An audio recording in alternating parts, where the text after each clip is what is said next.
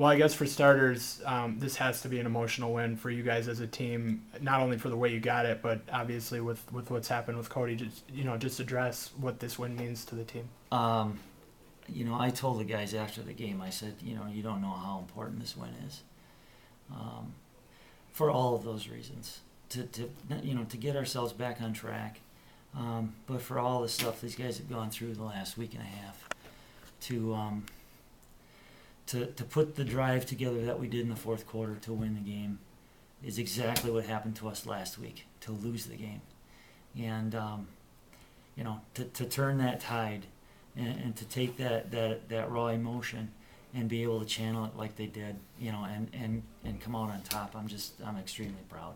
Talk about the play call to Ethan on that drive, because you guys had run it effectively, all the way inside the red zone, and then you went to the pass. Talk about that play call. Well, we ended up with the penalty that moved us back. So instead of second and about 6, we're looking at about second and 11 or whatever, and then we ran the ball, didn't get much, and we're looking at third and almost 10. We had made the decision that we had 2 downs to get a first down, but when you're looking at third and 10, you've got to, at some point, you've got to take a shot, and that's what we did. We just took a shot at the end zone, and we knew we had a 4th down coming back, but it was a real good throw, a real good catch by Ethan. That's a play that actually was open a lot in the first week, and we just overthrew it a lot. So it's a play that's been a good play for us to go to so far this year. So what do you teach those two, or specifically, I guess, Trevor, on that play? Because Ethan's such a big target, and he's running it out. Do you teach him to throw it just to a spot on a play like that and let Ethan go up and get it, or how do you teach that play? Well, he's got to throw the ball away from the defense, and as you get closer to the end zone, it gets a little tougher to do that. But it's a double move from the receiver.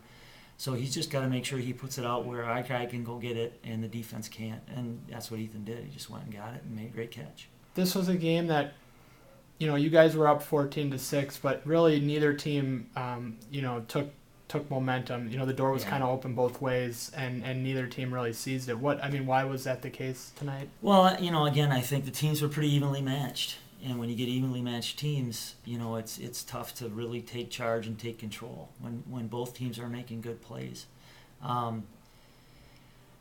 We just we made the decision once they tied it up that we had to take control of the game, get a drive going, and we had to finish it off.